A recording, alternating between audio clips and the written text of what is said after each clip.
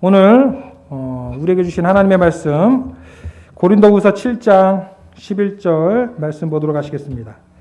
고린도후서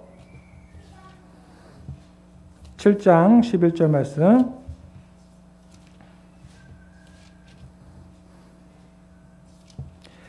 같이 한 목소리로 크게 읽도록 하겠습니다. 고린도후서 7장 11절입니다. 시작. 보라, 하나님의 뜻대로 하게 된 이 근심이 너희로 얼마나 간절하게 하며 얼마나 변증하게 하며 얼마나 분하게 하며 얼마나 두렵게 하며 얼마나 사모하게 하며 얼마나 열심 있게 하며 얼마나 벌하게 하였는가. 너희가 그 일에 대하여 일체 너희 자신의 깨끗함을 나타내었느니라. 아멘. 복된 근심이라는 제목으로 하나님의 말씀 선포합니다. 오후 예배 시간 또 주님과 동행하고 계시죠? 아멘. 주님이 함께 하시기에 주님의 생각, 주님 찬송하는 자리, 주님 말씀 보는 자리로 인도해 주시는 줄 믿습니다. 오늘 읽은 이 본문의 내용이 쉽지 않은 본문입니다. 한 번 본다 그래서 이렇게 이해가 잘 되지 않아서 여러 번 봐야 되는 본문 내용인데요. 왜 오늘 이 본문을 골랐나?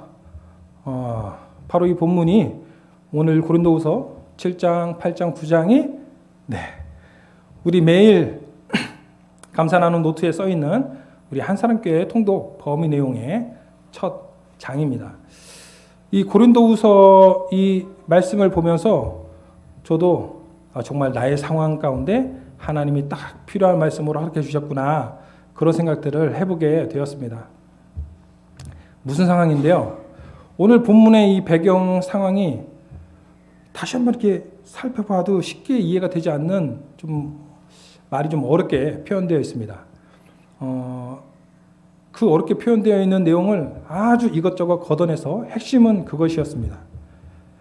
고린도 교회가 하나님의 이런저런 은사도 받았음에도 불구하고 바울을 비롯한 주의 일꾼을 잘 용납지 않는, 잘 받아들이지 않는, 잘 함께하지 않는 그 모습이 있었던 거였습니다. 그래서 바울이 나를 좀 받아라. 믿음의 지체를 잘 용납하여라. 이러한 권면으로 지금 이 장이 쓰여져 있습니다. 한번 가보실까요? 2절입니다. 7장 2절. 같이 읽겠습니다. 고린도후서 7장 2절 시작. 마음으로 우리를 영접하라. 우리는 아무에게도 불의를 행하지 않고 아무에게도 해롭게 하지 않고 아무에게서도 속여 빼앗은 일이 없노라. 그렇죠? 이 본문에 바로 마음으로 우리를 영접하라라고 말하고 있습니다. 이 사도 바울이 하나님의 복음을 들고 전하는 자로 역할을 잘 감당했음에도 불구하고 왜 이러한 상황에 만나지게 되었을까요?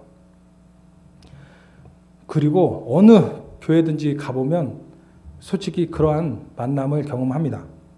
바로 받아들이지 않고 거부하는 반응과 영역이 있어서 그 부분을 보게 되더라는 것이죠. 왜 이런 상황이 만나게 될까요? 결론적으로 말씀드리면 그것 또한 성장의 과정 중에 있다 하겠습니다. 믿음이 성장하는 중입니다. 하나님의 은혜 가운데 하나님이 살아계시고 우리 가운데 역사하시지만 바로 지금의 이 모습을 사진으로 찰칵 찍어도 그 사진에 찍힌 모습, 그 모습의 믿음의 분량은 각각 다릅니다. 물론 그 믿음의 분량이 이 사람이 믿음이 좋고 이 사람이 믿음이 안 좋고 판단하는 거 조심스러운 일이고 교회의 지도자들, 리더를 통해서 그 부분을 이해하는 부분이 되지만 함부로 이야기할 내용은 아니죠. 그럼에도 불구하고 사실은 지금 하울링이 계속되고 있죠? 우리 전사님 잡아주세요. 끝에 소리가 울리지 않도록. 사실은 사진으로 찰칵 찍었을 때 이 모습이 이 현재라는 겁니다. 현실이라는 겁니다. 그래서 우리의 모두의 입장은 언제나 어디서나 믿음의 분량을 채우고 믿음의 성장을 이루고 하나님의 뜻을 이루도록 인도함 받고 함께 하시는 줄 믿습니다. 그래서 오늘 본문으로 들어와 이 바울이 말한 우리를 용납하는 게 무엇인가? 그리고 오늘 제목을 잡았는데요. 복된 근심은 또 무엇인가? 이런 내용들을 잠깐 나누고 말씀을 마무리하려고 합니다.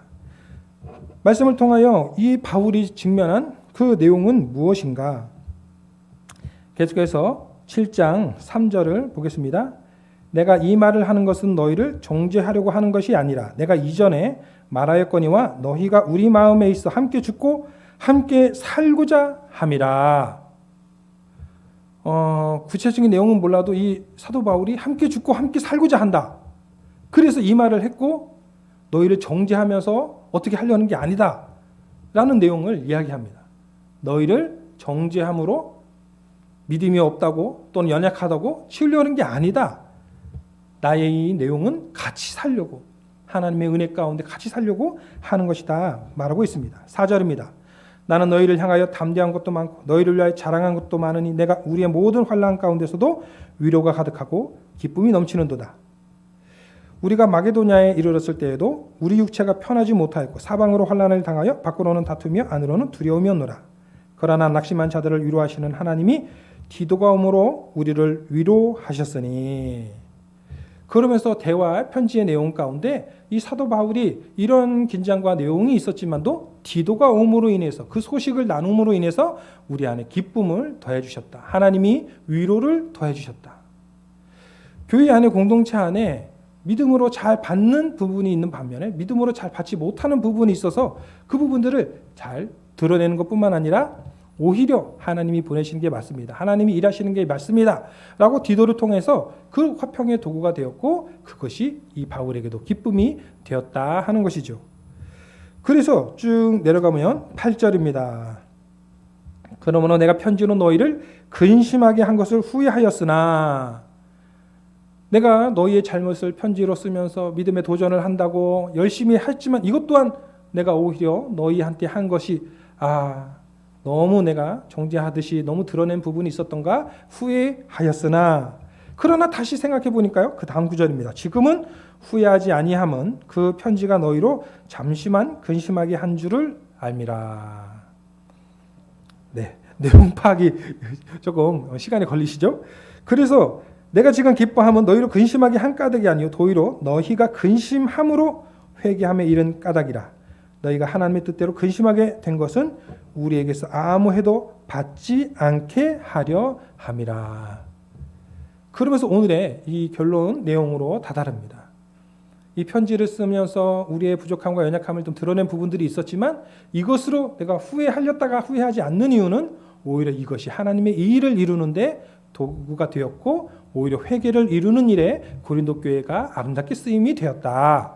그러므로 세상 가운데 있는 많은 근심, 그러한 근심과 걱정 내용 같이 교회 안에서도 근심하는 부분이 있으나 이 근심은 오히려 하나님께서 근심하게 한 것이니 이 근심으로 인하여 우리가 얼마나 우리가 읽은 11절 말씀에 있는 것처럼 간절하게 하며 얼마나 변증하게 하며 얼마나 분하게 하며 얼마나 두렵게 하며 얼마나 사모하게 하며 얼마나 열심 있게 하며 얼마나 벌하게 하였는가.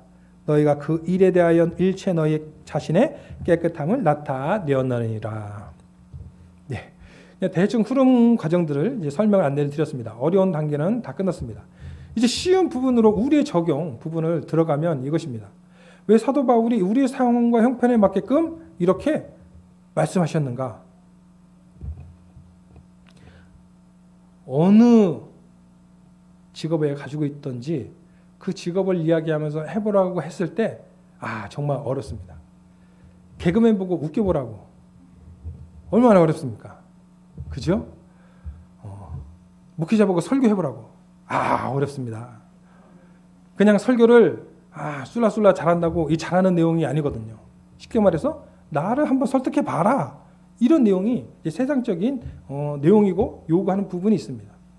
그런데 하나님의 말씀은 하나님의 일하시는 내용은 나를 잘 설득시켜서 나로 하여금 하나님을 쫓게끔 이러한 요구를 하지만 그것이 그것이 다가 아닙니다. 그것이 꼭 매일 필요가 없는 것입니다. 다르게 표현하면요, 이런 것입니다.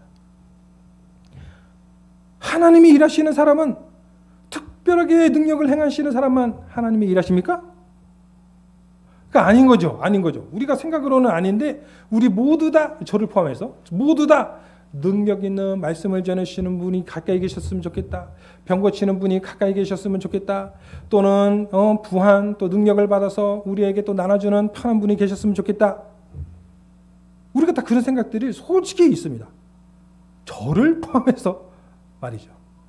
누구나 다 자기 부족함과 연약함이 있기 때문에 그 부분에 대해서 요구하고 요청하고 바라보고 있는 거예요. 그런데 우리의 실상은요, 그 기대를 다 충족이 되나요? 안 되나요? 안 돼요. 충족이 다 안 되는 현실을 만나는데, 여러분 속상해하지 마십시오. 우리 주님이 그렇게 인도하신 거였습니다. 왜요? 여기서 왜가 나와요? 왜요? 나 그런 상황이 아니라 능력 있고 변화되고 으쌰으쌰 그런 교회를 만나고 그런 분을 리더를 삼고 그런 상황을 내가 만나고 나는 일이 잘 풀려갔으면 좋겠고 내 미래가 잘 안 됐으면 좋겠는데 왜요? 제가 20살 때 참 귀한 경험을 했습니다. 충신대 신학과를 지원을 했는데 안 됐어요.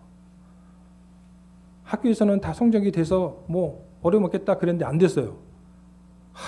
정말 지금 얘기하면 안타까운 내용이지만 지금은 없어졌을 거예요.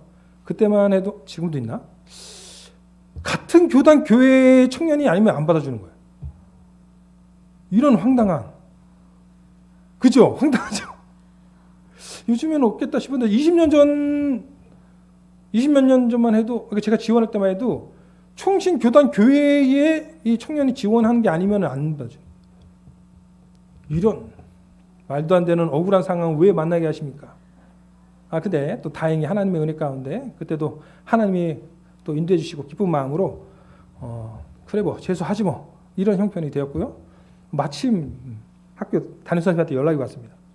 저 지방에 장학금 준다는데 한번 내려가 볼래? 내려갔다 와 볼래? 장학금 준다는데 성적도 됐는데 뭘 고민을 하겠습니까? 어차피 나는 신학할 사람인데. 그래서 지방 유학을 갔습니다. 반년만 대학교 생활을 하다가 반년만 이렇게 좀 공부하고 이제 원하는 학교에 가면 되겠지. 그런 내용으로 이제 내려를 갔습니다. 저기 지방 나주란 데를 간 겁니다. 그 나주에 유일하게 하나 있는 대학이 있는데 아니네요. 여러 대학이 있습니다. 근데 나주 다시면에 유일하게 하나 있는 대학이 하나 있는데요. 제가 그때 이름이 금성환경 전문대였어요. 금성 처음 들어보셨죠? 그 이름 없습니다. 지금은 나주대학이라는 이름으로 바뀌었고 또 지금 나주대학 아마 폐간됐지 않을까 싶은데요. 가장 밑바닥에 성적으로 갈 수 있는 대학 중에 하나가 이 전문대 나주대학 내용이었어요. 그런데 가서 이제 생활을 하는 거죠. 감사하게도 장학금 주고 또 감사하게도 이래저래 해서 집안 형편이 어려운데 쉴 곳, 머물 곳, 먹을 곳 뭐 이런 거 다 이렇게 챙겨주시는 형편이 돼서 갔습니다. 가서 보니까 정말 억울하고 정말 상처받은 사람이 너무 많더라고요. 저 이제 20살 딱 들어갔는데 30살 넘은 형이 저를 붙들고 울면서 술 한잔 하면서 저를 붙들고 하소연하는데 나는 수능도 안 봤다. 나는 정말 얼마나 가난하고 심령이 약한지 물론 심령이 이런 건 제가 표현한 것이죠. 막 욕을 하면서 막 사회에 대한 불만과 이런 친구들이 대부분 모인 상황 가운데 제가 떨어졌습니다.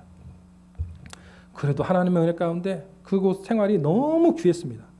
정말 그때 목회자 집안 형편의 저 형편인지라 부모님한테 뭐 경제적인 받을 내용이 없었습니다. 그래서 정말 믿음으로 살아보았습니다. 돈 없이 집 없이 기도하면서 응답받으면서 하나님 나 어디 가야 되는데 차비 없어요. 그럼 희한하게 지나가는 사람이 나한테 차비를 주는 거예요. 말도 안 되는 상황이 이렇게 있는 거예요. 하나님 내 거처할 곳이 없는데 나 어디 가나요? 교회로 연결돼가지고 그 권사님 집에서 살게 된 거예요. 아마 이런 일이 하여튼간 많았어요. 이런 훈련을 할 수 있어서 너무 귀했습니다. 그러니 한껏 아주 충만하게 으쌰으쌰 했죠. 저도 이제 청년 대학생 이제 될 때에 그런 경험, 그런 마음이 있었어요. 교회를 안 가고 싶은 거예요. 교회를 한번 나도 방황을 해야지. 떠나고 싶은 거예요. 그런데요, 하나님이 불쌍히 여겨주셔서 저는 한 4주, 거의 한 달 되었네요. 4주도 못 버티고 다시 한번 신앙으로 가게 되었습니다. 많은 내용들을 이야기하려는데 그 얘기를 하는 게 아니라 이제 결론적으로 내용을 이야기하면 1년이 찼어요. 이제 올라가야 되는데 올라가질 않는 거예요. 봤더니 거기 안에서 신앙생활하면서 CCC라 선교단체를 잘 만난 거예요. 선교단체 훈련을 할 수 있는 형편이 돼서 제 전공은 그때 내려갈 때는 그 전산학과 무슨 컴퓨터 전공으로 내려갔는데 제 전공은 CCC가 돼버리고 부전공이 전산학과 뭐 이렇게 돼버릴 정도로 어차피 목회할 사람이니까 그런 선교단체 훈련을 잘 감당했습니다. 목회자 자녀의 또 신학교 지원에 또 공부도 잘했고 뭐 인기 뭐 호감상이잖아요. 그래서 엄청 기대해 주시고 역할을 해주시고 감당하고 막 잘했습니다. 2학년이 되었어요. 그런데 제가 아주 화딱지 나는 그런 형편을 만나게 하나님이 해주셨습니다. 제 리더는 정말 이렇게 출중한 주의 종인데 주의 종 될 사람인데 지식도 그렇고 인품도 그렇고 실력도 그렇고 이런 분을 만나게 해주셔야 되는데 순장으로 말이죠. 제가 의지하고 딸을 제가 순원이었고 이제 순장을 만나는데 소아마비 순장을 만난 거예요. 소아마비 순장을 만나는데요, 말도 잘 못하실 뿐만 아니라 자꾸 이제 선배들 격으로도 살짝 왕따같이 되는 그런 분을 순장으로 만나게 해주신 거예요. 제가 따라야 되고 교육을 받아야 되고 그런 형편에 만나게 하신 거예요. 제가 대표 순장님 찾아가서 일부러 그러신 거죠, 저? 따지고 그랬다가 뒤통수를 한 대 크게 얻어맞고 정신 차리라고. 네가 주의 종 할 놈인데 그걸 따지고 울고. 그 과정을 통해서 저는 하나님이 일부러 주신 거구나. 하나님이 앞으로도 이럴 상황들을 만나게 하시는 거구나 하는 것들을 그 곳에서 크게 훈련하고 경험하게 되었습니다.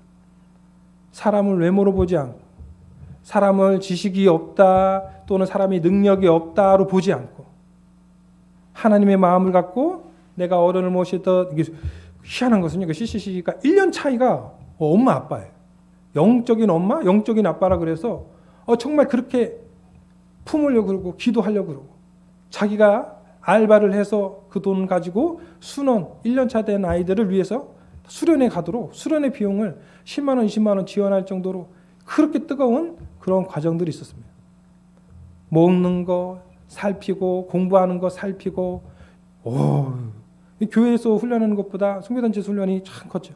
그런데 거기서 만난 그 리더가 내가 따라야 되고 순종해야 되고 하는 그 부분이 오히려 와르르 기대함을 무너지는 과정들을 만나면서 오히려 그것이 저를 얼마나 낮추시고 또는 훈련케 하시는 내용인지를 크게 경험하였습니다. 그때 이후로는 리더가 누구이건 나를 이끌어가고 내가 순종할 사람이 누구이건 따지지 않는 결론적인 훈련을 하나님이 인도해 주셨다 하는 거였죠. 근데요, 희한한 것은요, 하나님이 그때 보시는 거였더라고요. 그 사람의 능력이 많아서 네가 능력이 생기는 줄 아느냐라고. 그 사람의 은사가 많아서 네가 은사가 더하는 줄 아느냐라고. 하나님이 말씀하시는. 하나님은 오히려 그 상황 가운데 하나님 나는 지금 어떻게 해야 되나요? 이분을 순장으로 모시면서 따르면서 어떻게 해야 되나요? 저 순장이 괜히 이 순장을 오해하고 왕따시키려고 그러고 그런데 더불어 그 부분을 싸우기도 하고 변증하기도 하고 내가 더 섬기는 내용으로 찾아가게 해주셨어요. 그 모습이 있어서 나중에는 대표 순장 되게끔 하나님이 인도해 주시고 과정들이 있더라고요. 그런 것들을 보면서 크게 20살 때 그런 것들 경험하니 얼마나 감사합니까? 근데 그때 이후로 이제 많은 이제 신학교도 가고 이제 전도사 사역도 제가 한 10번째 이르러서의 교회들 옮겨가면서의 이제 훈련도 하고 과정들이 됐는데요. 어느 교회나 마찬가지입니다. 능력 있는 사역자에 대한 기대함과 소원함이 있어요. 그런 내용들을 이해합니다. 근데 현실은 그 사역자가 와서 능력 있게 전도를 하거나 능력 있게 무슨 이런 일 했으면 좋겠는데 잘 되나요, 안 되나요? 여러분, 현실적으로 쉽지 않고요. 결론적으로 하나님이 그렇게 만나게 하시지가 않으셔요. 왜요? 따라합니다. 나로 하여금 하나님과 더불어 만들어가도록 하신다. 우리가요, 저도 포함해서 그랬다니까요. 그냥 앞에서 잘 이끌어줬으면 좋겠어요. 잘 이끌어가고 그냥 난 순종만 했으면 좋겠어요. 다른 거 생각하고 뭐 이렇게 케어하고 싶지 않아요. 골치 안 섞였으면 좋겠어요. 그런데요, 하나님의 생각이 그렇지가 않더라. 하나님의 생각이 그렇지가 않아. 하나님의 생각이요, 지금 한국교회를 으쌰으쌰 부흥하게 했던 정말 내노라 하는 기라성 같은 목사님들이 큰 대형교회마다 있었다가 세대 교체가 있었어요. 불과 얼마 전에. 오늘의 교회, 내노라 하는 여의도 순복음교회부터 시작해서 큰 대형교회마다 하나님의 능력으로 막 카리스마 했던 그런 목사님들이 다 이제 우리 합신교단의 남서은혜교 홍정길 목사님 같은 분들이 다 이제 은퇴를 하시고 그 다음 타임에 연결주는데 그 선배들만 같이 못한 거죠. 말씀도 그렇고 재미도 그렇고 능력도 안 되는 것 같고 이런 과정들을 다 경험을 합니다. 그런데요, 하나님이 그 과정을 다 겪게 하셔요. 왜요? 그분들만 하나님의 일에 쓰임받는 게 아니라 바로 나도 하나님의 은혜 가운데 쓰임받도록 하기 위한 하나님의 계획이 있으심을 믿는 저 여러분에게 주님의 이름으로 축복합니다. 그래서 결론을 봤더니요, 앞에서 이끌어 가시는 목사님이 훌륭해서가 그게 하나님 기뻐하시는 내용이 아니라 내가 목사님 따라 내 가정 예배를, 내가 주어진 그 부사 안에서의 순종과 그 역할 감당함을 하나님이 잘하길 원하시고 감당하길 원하시고 주님 은혜 가운데 성장하길 원하셨다 하는 내용이었습니다. 그러니까요, 앞에서 아무리 찬양 인도 잘해도요, 그 잘하는 분 때문에 교회가 부흥하는 것 같죠. 하나님 기뻐하시는 게 아니니까요. 앞에서 인도하신 분이 못해도 우리 각자가 가정 예배가 살아나고 가정에서 찬양이 살아나고 부족한 가운데 찬양 불러보자, 힘내보자, 하나님이 기뻐하신다 하는 소소한 모임들이 살아나는 것, 하나님이 기뻐하시고 하나님이 원하시는 부흥의 거름됨을 믿는 저 여러분들이 주님의 이름으로 축복합니다. 그래서 오늘 본문이 그랬어요. 사도 바울이요, 얼마나 능력 있게 행했는지 몰라요. 그런데도 불구하고 사도 바울을 싫어하는 사람들이 나타났어요. 아니, 능력 있게 행하면 그런 싫어하는 사람도 다 변화시키고 해야지. 그런데 그게 아니에요. 예수님도 그렇게 안 하셨어요. 예수님이 하나님이시잖아요. 못하시는 게 없어요. 사람의 마음을 바꾸시면 바꾸시는데 안 바꾸셨어요. 여기서 희한한 게, 믿는 사람, 택한 사람이 있는 반면에 택하지 않은 사람이 있어서 주님의 길을 가는 진행이 있어요. 오히려 그때 우리가 내가 해야 되는 것들을 찾는 거죠. 내가 해야 되는 거, 내가 붙들어야 되는 거, 내가 하나님을 기쁘시게 하는 게 무엇이냐?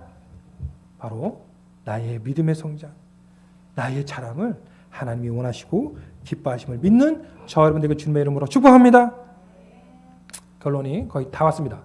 오늘 결론이 그 내용입니다. 우리가 세상에 살면서 근심하고 걱정할 수밖에 없어요. 그런데요, 하나님 안에 있는 사람은 근심 걱정 안 하나요? 아니요. 그럴 수 없습니다. 다 근심 걱정합니다. 그런데 감사한 것은 하나님 안에서 하는 근심 걱정, 그것을 하라고 말씀하는 겁니다. 하나님 안에서 근심 걱정하는 내용이 오히려 하나님이 바꿔주신다는 겁니다. 세상의 근심 걱정, 무엇을 먹을까, 무엇을 마실까, 얼마나 우리의 미래를 잘 준비할까, 내 자녀를 잘 교육할까, 얼마나 성공시킬까, 세상에 하는 근심 걱정 말고 주님 안에서 하는 근심 걱정 똑같은데요, 주님 안에서 하면 다르다는 거예요. 주님 안에서 하면 하나님이 바꾸신다는 거예요. 하나님이 그 근심 걱정에서 세상 사람들처럼 멸망당하지 않도록 하나님이 근심 걱정을 바꿔서 우리의 가정을, 우리의 미래를 하나님이 바꿔 가심을 믿는 저 여러분에게 주님의 이름으로 축복합니다. 오늘 그래서 말씀하신 내용이 그것이었습니다. 11절 10절부터 11절 한 번 더 같이 읽어드립니다. 하나님의 뜻대로 하는 근심은 후회할 것이 없는 구원에 이르게 하는 회개를 이루는 것이요, 세상 근심은 사망을 이루는 것이니라. 이미 세상의 근심은 사망이라고 말씀하셨어요. 하나님이 정황하셨어요. 지옥 가는 것이고요, 구원은 안 되고요, 아무리 성공하고 아무리 집 많고 돈 많고 떵떵거리게 살았다 그래도 그것은 사망이고요. 그런데 하나님 안에 있는 바울이 말하는 근심은 우리에게 회개를 이루고 구원을 이루고 하나님의 뜻을 이루도록 인도하시는 줄 믿습니다. 보라, 하나님의 뜻대로 하게 되니 근심이 너희로 얼마나 간절하게 하며 얼마나 변증하게 하며 얼마나 분하게 하며 얼마나 두렵게 하며 얼마나 사모하게 하며 얼마나 열심히 있게 하며 얼마나 벌하게 하였는가. 담임 목사님께서 지난 시간을 통하여 말씀 전하실 때 이런 말씀을 잠깐 나누셨어요. 신앙이 무엇인가? 신앙이란 미신과 뭐가 다른가? 구체적으로 목사님이 그 부분은 또 말씀 진행상 나누지는 않으셔서 제가 다음에 기회되면 저거 나눠야 되겠다 붙은 내용이 있었는데요. 이것입니다. 신앙이라는 것은 미신과 뭐가 다르냐? 미신도요, 불교에서도요, 다른 종교에서도요, 다 먹고 사는 걸 위해서 기도하고 배우자를 위해서 기도하고 내가 바라는 것을 위해서 기도하고 하는데 신앙과 뭐가 차이가 있느냐? 미신은 세상에서 말하는 종교의 기도는 내 뜻을 이루기 위해서 수단과 방법을 가리지 않고 염원하는 게 미신이고 세상 종교의 기도라는 겁니다. 내가 점집에 가서 내가 무당을 만나서 뭐 하는 거예요? 내 뜻대로 해달라는 거예요. 돈을 이만큼 낼 테니 이 부분을 바꿔달라는 거예요. 내 운명을 바꿔달라는 거예요. 세상 사람이 그런다고요. 그런데요, 신앙은 내 뜻대로 되는 게 아니라 하나님 뜻대로 바꿔주옵소서. 내 생각을 바꿔주시고 내 기도를 바꿔주시고 내 인생을 바꿔주시고 하나님의 뜻에 맞추려고 하는 내용이 신앙이 되는 줄 믿습니다. 그래서 세상과 미신과 다른 거예요. 그래서 이 신앙이요, 오늘 이 본문에 나와 있는 것처럼 세상의 근심은 사망하게 하는 것이지만 하나님 안에서의 근심은 나를 얼마나, 이 내용이 다 뭐예요? 신앙인 거예요. 나를 바꿔가는 거예요. 나를 얼마나 이 근심이 간절하게 하는지, 나를 얼마나 간절하게 바꿔가는지, 나를 얼마나 변증하며 이걸 설득하기 위해서 이것을 살펴보려고 내가 얼마나 분하게 하는지, 내가 왜 화를 내야 되는지, 내가 거룩한 화를 어떻게 내야 되는지, 내가 얼마나 두렵게 하며 얼마나 사모하게 하며 얼마나 열심히 있게 하는가의 과정들은 나를 변화시키는 거였단 말입니다. 하나님이 원하시는 것은 훌륭한 몇 사람을 통해서 이끌어가는 게 아니라요, 바로 내가 하나님의 사람으로 변화되는 것, 변화되는 가정, 변화되는 부서, 변화되는 그런 기회가 많아지는 저와 여러분 되길 주님의 이름으로 축복합니다. 그러한 우리 한사람교회 되기를 주님의 이름으로 축복합니다. 하나님이 원하시는 방향으로 가는 겁니다. 우리나라의 대형교회들이 그렇게 그 일대 목사님처럼 훌륭하게 막 능력 있게 못하시는 분이 와도 교회가 하나 되어가고 더 구역마다 더 사랑이 넘치고 하나님의 말씀을 이루려 하고 실수해도 덮어주고 그러면서 세워져가는, 정말 누가 봐도 어울리는 그런 주님의 몸 되어가는 것, 주님이 기뻐하시는 내용처럼 우리 마찬가지죠. 목사님 아주 얼마나 사역을 잘하시고 감당하시고 애쓰시는지, 반면에 우리 사역을 돌아보면요, 내게 맞게 가정도 부서도 으쌰으쌰 과정이 필요합니다. 독려해주고 해보시라고 힘내시라고 하는 과정이 많이 필요한 내용들을 봅니다. 하나님이 그러니 오늘 복된 근심을 말씀하셨습니다. 이것이 복된 근심으로 하나님 인도하시는 과정이 됨을 믿는 저와 여러분 되어서 우리가 예배 시간마다 내가 바뀌고 하나님의 뜻을 이루며 하나님이 부흥케 하시는 우리 가정, 우리 교회 되기를, 우리나라 되기를 기도하고 주님의 뜻을 이루는 저와 여러분 되기를 주님의 이름으로 축복합니다. 기도하고 마치겠습니다.